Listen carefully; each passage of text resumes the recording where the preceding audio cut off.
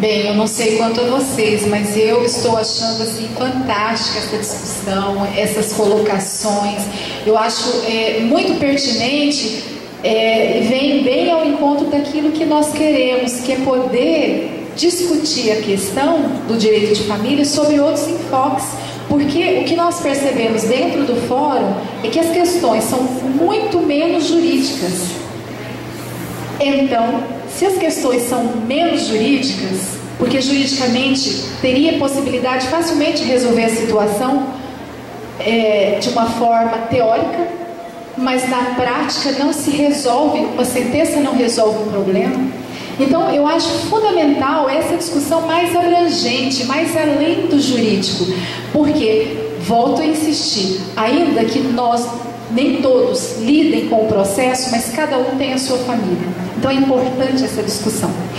Então, como a Marli já disse, nós não vamos abrir para o debate, porque o nosso propósito é, depois da nossa conversa, as nossas convidadas vão estar entre nós. Quem quiser chegar para trocar uma ideia, para trocar uma palavra, prosear sobre família, vai estar aberto a isso. Então, nesse momento agora, eu penso que vou passar a palavra para as considerações finais e fica aberto, livre para aquilo que vocês entenderem mais conveniente, e vou deixar também na sequência que nós fizemos no início.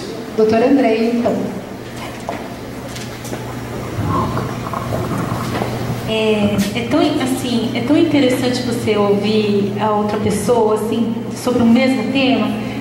Eu reparei assim que a doutora Cláudia fez uma crítica à atuação da advogada e eu fiz uma crítica por causa da identificação, né? Então assim, eu achei o que não é usual, né? Na maioria das vezes o problema é o outro, o inferno é o outro que tem problema, não eu.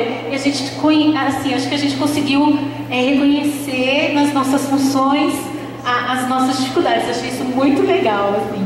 E aí, assim, pela fala, assim, eu talvez não tenha tido coragem de dizer, porque eu sou do direito, assim, eu acho que o direito não pode falar isso, mas assim, eu acho que o amor não é suficiente.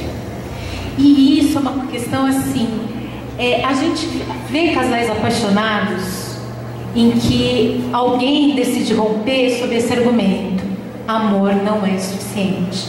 Tenho amigas que romperam casamentos onde tem amor, mas por algum motivo era disfuncional o relacionamento. Então acho muito interessante quando você fala assim, ela correu risco, né? A primeira vez da mamadeira que ele não botou ela para rotar, eu fiquei super tensa, porque assim, né? Imagina, ela correu risco sim, e de alguma forma a deficiência foi superada pelo apoio comunitário, pela organização dos serviços, por esse conjunto de amigos maravilhosos, por essa vizinha maravilhosa que a gente não vê numa realidade brasileira. E aí chama a atenção que quando a equipe psicossocial do juízo e tudo mais, pelo menos essa é uma metodologia indicada, é fazer o ecomapa, que é justamente o levantamento da potencialidade na comunidade. Então a comunidade também pode ajudar, e isso tem que ser levado ao juiz, porque às vezes uma rede como ele tinha, nossa, é decisiva, né, para a gente escolher pela manutenção na família. Para terminar, só queria fazer uma reflexão, porque sim, eu achei muito interessante que na última semana eu tive 2 casos idênticos e ainda não me desvencilhei deles. O mais palpitante é mãe com transtorno mental, marido falecido, 5 filhos mais velhos encaminhados na vida, 2 filhos mais novos, o mais velho, né, que ainda reside com ela, deficiente físico, mudo, que eu acho que é muito, e um menino mais novo, de 16 anos, que também tem um transtorno mental ligado à deficiência mental, que estaria no momento não respondendo ao tratamento, espancando a mãe e violentando, não, que não tem mais violação, né, estuprando o irmão. E o que a gente pode fazer com relação a isso? Então a gente tem todas as alternativas, filhas, algum irmão? Não, achei isso assim de uma crueldade. Nenhum irmão quis ficar com ele. Aí, juridicamente, doutora Cláudia, eu fico até pensando que a gente não tem como exigir, porque isso é derivado do poder familiar. E aí, eu pedi assim para o meu colega, me manda o processo que eu quero estudar isso. Em nenhum momento do processo eu tenho o CID do menino. Eu não tenho, ele tem várias consultas na complexidade na rede primária de saúde. Ele não foi para nenhum equipamento mais especializado. Então, existe uma contradição de CIDs. Um diz que ele é esquizofrênico, outro diz que ele é autista, outro diz que não sei o quê. E essa mãe, ela também não tem CID, mas quando tentaram internar o menino, porque queriam se ver livre dele, que é muito assim, né? Não consigo lidar, vamos internar, vamos institucionalizar. Quando tentaram internar o menino, o hospital detectou que a mãe precisava da internação. Essa mãe ficou no Galvão Veloso 1 mês, você imagina. 1 mês internada hoje com essa lógica de desinternação. E ela toma só... O que ela toma? Ela toma fluoxetina. Então tudo é incongruente nesse caso. Eu não tenho uma definição do que esse menino tem. Ele toma Aldol, que é um antipsicótico. Aí eu conversei com uma psicóloga. Ela disse que é uma dose cavalar, que é um sossega-leão mesmo, e ainda assim não está fazendo efeito. E aí eu não tenho CID, e aí eu fico pensando assim, gente, como a saúde na questão de saúde mental não consegue me dar um norte. E aí assim, embora digam que a porta de entrada pode ser atenção básica para a saúde mental, e essa é a lógica do SUS, eu não tenho como ter serviço especializado em cada comarca, ninguém conseguiu decifrar o que tem esse menino. E aí, ele em nenhum momento foi atendido por um psiquiatra. Aí a gente questiona assim, eu estou no momento assim, olha, será que o clínico geral dá conta de fazer isso? Não, mas pela literatura médica deveria, né? Então eu tenho feito pela literatura médica, um clínico geral teria que dar conta da urgência psiquiátrica, da emergência psiquiátrica, e não está dando. E aí eu não quero apontar só para a saúde, não, eu quero apontar para todo mundo, porque assim, olha, agora a gente está fazendo o exercício de culpar o outro, né? Estou vendo a saúde, mas assim, isso acontece com os profissionais do direito também, do mesmo jeito que a gente tem pessoas. Quando a senhora fala, né, das boas iniciativas, são iniciativas individuais, de pessoas com o perfil certo, porque institucionalmente a gente não tem uma política para isso. Então, esse despreparo técnico e emocional, a gente não vê só na saúde mental, a gente vê em todas as instituições. Então, isso também é uma meia-culpa que a gente vai ter que superar, porque é um problema muito complexo, e às vezes a gente não tem técnica, comprometimento e sensibilidade para lidar com ele. Comprometimento e sensibilidade é uma característica subjetiva, né? Cada um tem o seu, até isso eu, né? Agora, a técnica, gente, eu acho que isso é uma busca incessante. Então a gente tem sempre que estar estudando e se aperfeiçoando e tentando entender o outro saber. E tendo claro que o outro saber vai complementar o meu. Então acho que nessa área a interdisciplinariedade é uma regra.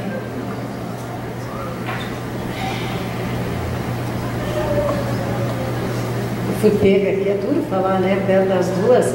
Depois que eu ouvi tudo que eu ouvi ali, eu falei, Jesus. Agora, eu às vezes acho verdade, viu, gente? E talvez isso seja um pouco de culpa do IBDFAN. Não é que eu acho que o amor serve tudo, não. Não acho que o amor é tudo. Claro, a gente vê ali, lógico, eu também sou mãe, sei que precisa comer de 2 em 2 horas, precisa fazer um monte de coisa. Mas isso funciona, olha, outro dia eu estava dando uma palestra e alguém levantou a mão e disse assim, mas escuta, como é que resolve essas questões de visita paterna? Bom, primeiro, um país que ainda chama de visita, vamos combinar, né? Porque ninguém visita. Eu nunca vi a gente fazer bolo, se vestir, se pintar, para receber um filho. O filho está em casa. A gente convive com o filho, a gente visita de matar. Mas aí eu tive que responder para a pessoa que me perguntou. Eu falei, olha, Deus protege. E Eu faço a mesma coisa há 24 anos. Eu juro para você, eu não sei fazer despejo por falta de pagamento, tá? Outro dia uma juíza, mas numa boa, me admoestou, ela disse assim, olha, a senhora pode entender muito direito de família, mas de locação não. Porque eu queria resolver o problema de um casal alugando um apartamento por 6 meses. E ela ficou meio que olhando para mim, tipo, essa mulher deve ser maluca. Então, são 24 anos. Gente, é verdade, Deus protege. Por quê? Quantas vezes a gente não... Claro, eu não estou falando, lógico, gente, eu não estou pensando na situação mais triste, mas é assim, a criança é devolvida vermelha, porque não se usou protetor solar. Morreu? Não. E o pior é que voltam bem e voltam felizes. Também digo isso por quê? Porque eu sou filha de pais que se separaram muito cedo. Então nós passamos por uma situação, e que eu acho que isso foi uma lição que nós tivemos de vida.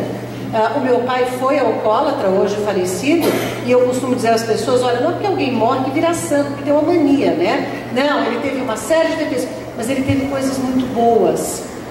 O meu pai, por incrível que pareça, eu acho isso muito importante, alcoólatra, e o alcoólatra mesmo, que ele deve ter um nome aí na sua ciência, todo, sabia que podia se alcoolizar de sexta à noite a domingo à noite. Meu pai teve um cargo muito alto no Poder Judiciário. E nós ficamos sob guarda paterna. Então imaginem mais ou menos como é que foi, né? Eu e meu irmão. Nós éramos nós. Então quando alguém me fala, seu pai sabia fazer alguma coisa? Nada, nada. Passamos por momentos, eu e meu irmão, que olha, eu juro, às vezes eu converso com ele, eu digo, como é que a gente chegou, Maurício? Ele diz, não sei. Então é por isso que eu acho que às vezes, eu sei que precisa de coisas que são básicas, claro, cuidados básicos, mas eu ainda tenho uma tendência, depois de 24 anos, e veja, trabalho com muita gente carente, e o que eu percebo é o seguinte, o amor ainda consegue, parece que não, mas consegue, assim, faltou a comida, não sei, você consegue, você fala com a pessoa, as pessoas aprendem. Eu mesma, eu fui mãe aos 17 anos de idade, eu não tinha noção como é que dava banho. E eu conto para todo mundo, o menino caiu da minha mão, caiu mesmo, caiu. E eu estava na casa da minha mãe, comecei a gritar no quarto, a minha mãe chegou e disse, você é louca, parece uma maluca. Enrolou o garoto, sai todo mundo correndo para o hospital. E o médico disse, olha, é mais fácil um adulto, eu não me esqueço disso, bater a cabeça, cair no box, bater a cabeça e morrer do que a criança, pode voltar para casa.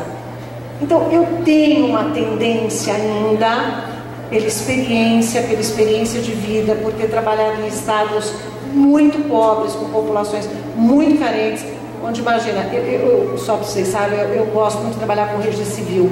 O registro civil no Brasil hoje tem um trabalho magnífico de identificação das pessoas, que são os problemas dos registros tardios e tal. E a gente vai para lugares assim que as pessoas não imaginam, as pessoas vivem, as pessoas se encontram, no amor parece que... E mesmo em São Paulo, que é uma cidade que é o cão. É engraçado, né? Se a gente ouve uma criança chorando naquele condomínio que a gente mora, tem 300 apartamentos, a gente já fica cabreiro e será que eu preciso ligar para alguma polícia, alguma coisa? Eu acho que a gente ainda tem essa coisa boa, e é isso que nós temos que fazer valer. Claro, eu concordo, tem que fazer arrotar, não pode deixar viradinha, tal, tudo mais, mas eu acho assim, vai.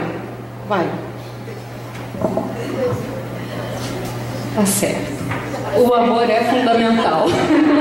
Mas que aquela menina correu e muito risco. A hora que ele começou a levantar e a fralda vai caindo, eu falei, ela vai virar de cabeça para baixo, isso não vai terminar bem. Até porque, naquele momento, eu ainda não sei se o amor enquanto construção existia, né? Porque eu comungo da ideia de que todos nós somos órfãos. E nós nos tornamos filhos processualmente. Filiação é processo, é construção. Então, naquele momento, eu acho que ele ainda não era pai daquela menina. Ele ainda era uma pessoa buscando o que fazer com uma criança que ficou na mão dela. Ele tinha expectativa, vai nascer minha filha. Mas a gente ainda não sabe o que é ser pai, o que é ser mãe. A gente vai construindo isso e vai construindo essa rede de afetos. Então eu acho que todos nós somos órfãos, que quando nasce uma criança, não nasce automaticamente uma mãe, um pai e um filho. Para mim é processual mesmo. Eu só para finalizar queria retomar um pouquinho uma coisa que ela falou que me inquietou pra caramba, porque eu concordo demais, e eu quero só assim dividir inquietações, porque eu não tenho caminho, não tenho nada não, a respeito desse processo de judicialização da vida, que eu acho que vai além da judicialização da família. A gente está judicializando as relações escolares, a gente está judicializando as políticas, a gente está judicializando a família, e num primeiro momento eu observo profissionais do direito defendendo esse processo, vendo esse processo positivamente, e eu não sei se é pelo meu olhar de sapo de fora, eu acho esse processo gravíssimo, porque ele desempodera, ele tira dos sujeitos a responsabilidade de tomar as rédeas da sua própria vida. Eu, por exemplo, e o pai do meu filho, nós não vivemos juntos desde que meu filho era bebê, nós nunca recorremos ao judiciário. Meu filho fica na minha casa quando quer, fica na casa dele quando quer. Nunca recorremos ao judiciário, nunca discutimos pensão, nada disso. Então eu acho muito estranho, aí as pessoas olham para mim e falam, mas quem tem a guarda oficialmente? Eu não sei o que isso quer dizer, sei lá quem tem a guarda oficialmente. Oficialmente é um filho dos dois que transita pelas duas casas com liberdade a partir do acordo entre os três, né? Então esse processo de judicialização da vida parece que nos torna infantilizados, me dá essa sensação. Eu faço pesquisa com educação escolar, educação básica, trabalho com violência na educação básica e tal, e eu vejo uma expectativa das professoras. Elas reclamam que o judiciário não está lá dentro, que não mandou, elas dizem assim, tem que mandar esse menino difícil para o juiz, tem que chamar o promotor. Eu falo, gente, não tem não, o professor tem que aprender a mediar conflito entre aluno. Eu não tenho que chamar um promotor aqui, porque eu tenho menino brigando lá no fundo da sala. Então eu só queria partilhar, não é muito coisa só de quem é sapo de fora não, né? Para o judiciário esse processo também não é uma boa. Tá bom, era só isso, gente. Obrigada.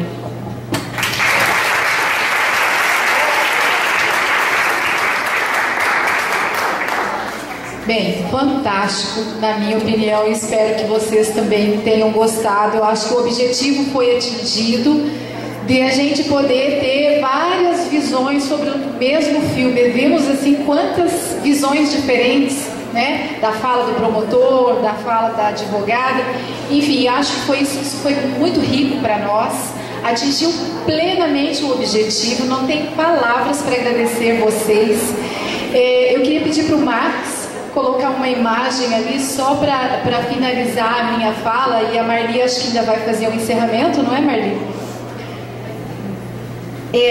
No primeiro Prosa em Família, eu falei essa frase no início e agora eu deixei ela para o final. O que vale na vida não é o ponto de partida, e sim a caminhada. Caminhando e semeando, no fim terás o que colher. Cora Coralina.